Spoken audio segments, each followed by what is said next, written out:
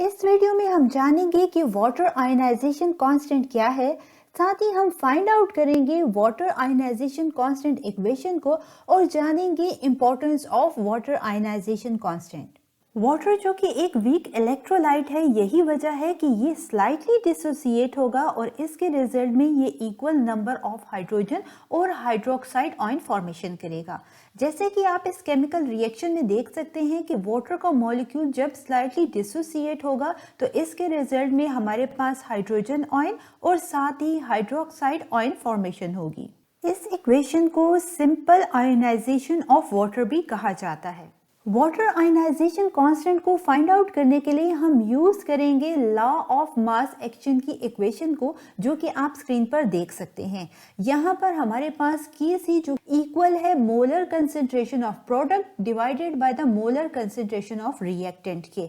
ये हमारे पास law of mass action की इक्वेशन है। यहाँ पर ये स्क्वायर ब्रैकेट जो कि मौजूद है ये रिप्रेजेंट करते हैं मोलर कंसेंट्रेशन को। चलिए इस इक्वेशन में हम पुट करते हैं रिएक्टेंट एंड प्रोडक्ट को, जो केमिकल रिएक्शन हमारे पास गिवन है। यहाँ पर आप देख सकते हैं कि हमारे पास रिएक्टेंट साइड पर वाटर मौजूद है। सो हमारे पास वाटर जो है वो क्या है, वो रिएक्टेंट है, जबकि प्रोडक्ट साइड पे हमारे पास हाइड्रोजन और हाइड्रोक्साइड आयन मौजूद हैं।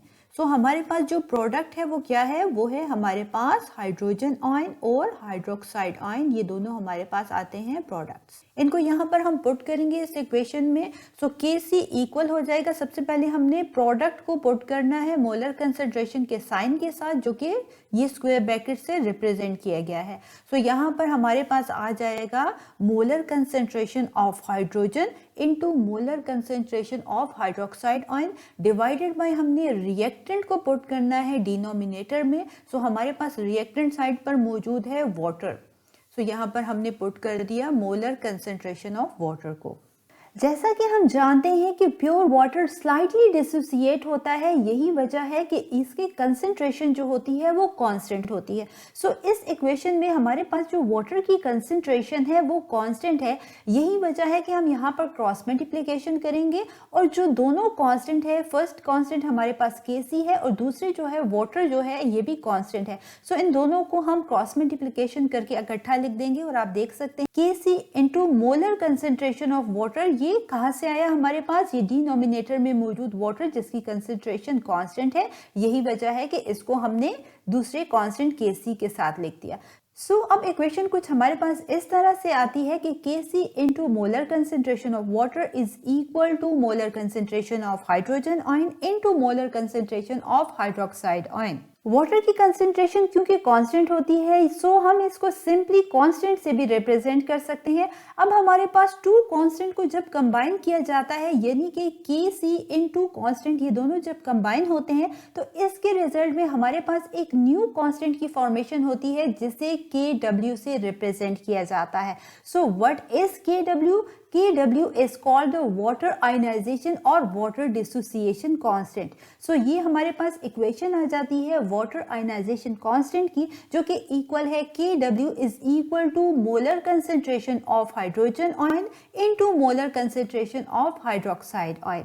याद रखिए कि हमारे पास water ionization constant की जो वैल्यू होती है 25 डिग्री सेल्सियस पे, वो इक्वल होती है 1 into 10⁻⁻14 के।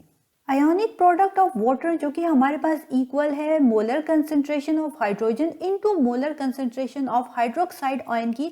याद रखें कि ये जो हमारे पास प्रोडक्ट है molar concentration of hydrogen into molar concentration of hydroxide ion, इसको आयोनिक प्रोडक्ट ऑफ वाटर भी कहा जाता है और इसकी वैल्यू इक्वल है हमारे पास 1 into 10⁻⁻14 की एट 25 डिग्री सेल्सियस। अब सवाल ये है कि हमारे पास इस कंसेंट्रेशन में हाइड्रोजन और हाइड्रोक्साइड आयन की सेपरेटली क्या कंसेंट्रेशन होगी। जैसे कि हमने डिस्कस किया कि प्योर वाटर स्लाइटली डिसोसिएट होकर इक्वल अमाउंट ऑफ हाइड्रोजन और हाइड्रोक्साइड आयन फॉर्मेशन करता है। यही वजह है कि इनकी कंसेंट्रेशन भी इक्वली डिवाइड है, यानी 1 into 10⁻⁻14 कंसेंट्रेशन में हमारे पास जो हाइड्रोजन आयन की कंसेंट्रेशन है वो 1 into 10⁻⁷ है, जबकि हाइड्रोक्साइड आयन की भी कंसेंट्रेशन 1 into 10⁻⁷ है, यानी कि ये दोनों जो है वो हमारे पास इक्वली डिवाइड हो रहे हैं। Importance of water ionization constant. याद रखें कि वाटर आयनाइजेशन कांस्टेंट बहुत ही इंपॉर्टेंट रोल प्ले करता है हमें किसी भी सोल्यूशन के बारे में आइडेंटिफाई करने में कि क्या ये सोल्यूशन न्यूट्रल है, एसिडिक है या फिर बेसिक है। कुछ इस तरह से कि जैसा कि हमने डिस्कस किया कि वाटर आयनाइजेशन कांस्टेंट जिसे Kw से रिप्रेजेंट किया जाता है और ये इक्वल होता है हमारे पास molar concentration of hydrogen ion into molar concentration of hydroxide ion के, और इसकी वैल्यू हमारे पास इक्वल है 1 इंटू 10⁻⁻14 के। सो याद रखें कि जब कभी हमारे पास हाइड्रोजन आयन की कंसेंट्रेशन 1 इंटू 10⁻⁻7 होगी तो इस केस में हमारे पास जो सोल्यूशन होगा वो न्यूट्रल सोल्यूशन होगा। अब सवाल ये है कि सोल्यूशन एसिडिक या बेसिक कब होगा। तो याद रखें कि जब हमारे पास molar concentration of hydrogen ion greater than 1 into 10⁻⁻7 होगी तो इस केस में ये सोल्यूशन हमारे पास एसिडिक सोल्यूशन होगा। जबकि जब कभी हमारे पास हाइड्रोजन आयन की कंसेंट्रेशन लेस देन 1 इंटू 10⁻⁻7 होगी तो इस केस में हमारे पास ये सोल्यूशन बेसिक सोल्यूशन होगा। सो इस तरह से हम इजीली आइडेंटिफाई कर सकते हैं कि क्या ये सोल्यूशन एसिडिक, बेसिक या फिर न्यूट्रल है। एक बहुत ही इंपॉर्टेंट पॉइंट और वो ये कि जो Kw यानी कि वाटर आयनाइजेशन कांस्टेंट की वैल्यू है, याद रखें कि ये टेम्परेचर पर डिपेंड करती है और टेम्परेचर के इंक्रीज के साथ ही इसकी वैल्यू भी इंक्रीज हो जाती है।